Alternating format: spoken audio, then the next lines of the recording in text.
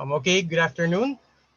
My name is Paul, and I'll be presenting my capstone project entitled A Survey of Physics Research in the Philippines, aka Topic Modeling of Abstracts from the Samahang Pisika ng Pilipinas SPP Congress from 2010 to 2020.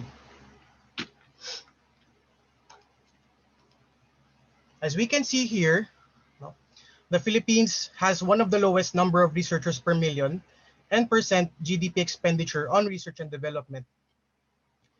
So the Philippines has 186 researchers per million, and you might ask, in those 186 researchers per million, how many of those do research in physics? So as of 2003, the number of physics PhD holders in the Philippines is not more than 70. And that translates to 0.8 physics researchers per million as of 2003. As we can see here, certain developed countries such as Japan, Denmark, Sweden, and Finland, they both have high number of researchers per million and percent GDP expenditure on research and development. It is very difficult to do physics in the Philippines because of the following reasons. First, there are only a few schools, which are 5, offering PhD programs in physics. Second, the likelihood of success in pursuing a career in physics research is low, because as you can see on the right hand side in this graph, that on the average, it takes 7.9 years to earn a PhD degree in STEM. And lastly, there are only a few capable mentors, meaning there are only few people who can train the future generation of physicists. So as we know, the technologies that we enjoy today are a result of physics research.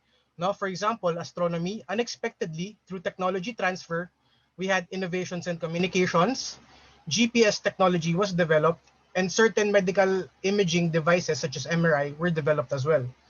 And not only does physics contribute to new technologies, physics also contribute to new methods of problem solving through the development of new maths and algorithms which are useful in fields outside of physics as well.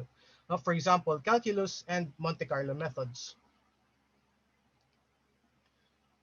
And recently, this year, we had our first gravitational physicist.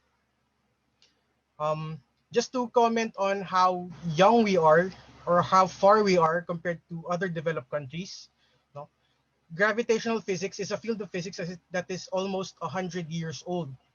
But just recently, we just had our researcher in that particular field.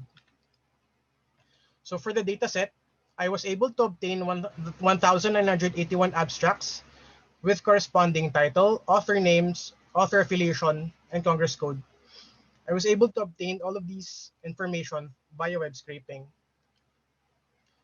So through the years, the SPP Congress from 2010 to 2020, as we can see, there are dips in the number of presentations. We expect as the years go by that the number of presentations will steadily increase. This is not the case, however. And it is very interesting to note that for the 5 schools that offer PhD programs in physics, UP dominates the percentage of presentations. It contributes to 70% of the presentations. I also used the word cloud of the 1,981 abstracts as a reference for my stop words list removal.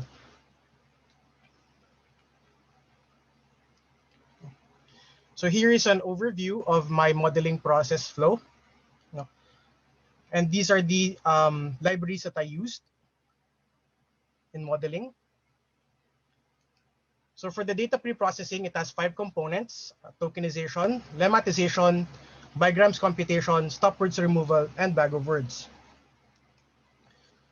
So I used 2 algorithms in topic modeling, LDA and LSA, which are the most commonly used topic modeling algorithms. So when you input a bag of words model to a topic model, it outputs different topics. So you can arbitrarily set the number of topics, and also gives as an output the topic distribution. So a topic in the context of topic modeling is just a cluster of words that occur frequently together. So for model tuning, I use the coherence score as the evaluation metric. The higher, the better. It goes from 0 to 1. And I also adjusted the hyperparameters, for example, number of iterations, to get better coherence scores. No?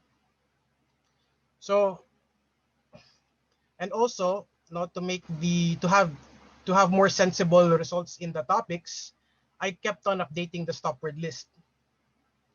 And so I built different models, corresponding to different numbers of topics, and I just chose the number of topic with the highest coherence score. So in selecting the best model, so here is the comparison of LSA versus LDA. As the number of topics go greater than 6, we can see here that LDA is more accurate, meaning it has a higher coherence score in general. And as we can see, for the LDA, the coherence score peaks at k is equal to 13, or 13 topics. And LSA, although it is less accurate, it trains faster. However, LDA, although more accurate, it trains slower. So I'll choose the LDA topic with k is equal to 13. So I visualized the model using PyLDA Viz. As we can see here, the different topic numbers and the top words associated with the topics.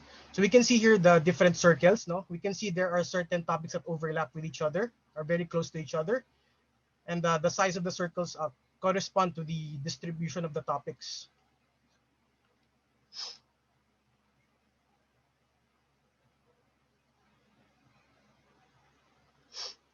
So insights and conclusion. Though there are not as many physicists in the Philippines, they work on a variety of research areas. And these research areas are quantum physics, given by topics 1 and 2, optics and photonics, given by topics 4 and 8, condensed matter, given by topics 2, 3, 4, 11, gravitational physics, given by topic 7, plasma physics, given by topic 10, meteorology, given by topic 7, complex systems, given by topics 5, 13, and physics education, given by topic 12. So if you're an aspiring physicist, there are people who could mentor you if you're interested in solving problems related to these areas. So the Philippines needs more physicists as a developing country because physics research contributes to the development of new technologies and methods of problem solving. Although becoming a physicist in the Philippines is a very hard journey, from attending school and earning a PhD to doing actual research for a living, however, it is very rewarding, especially when you love finding things out. So as I end my presentation, let me give a quote which is very close to my heart by Richard Feynman. And thank you very much for your attention, and I'm now ready for your questions.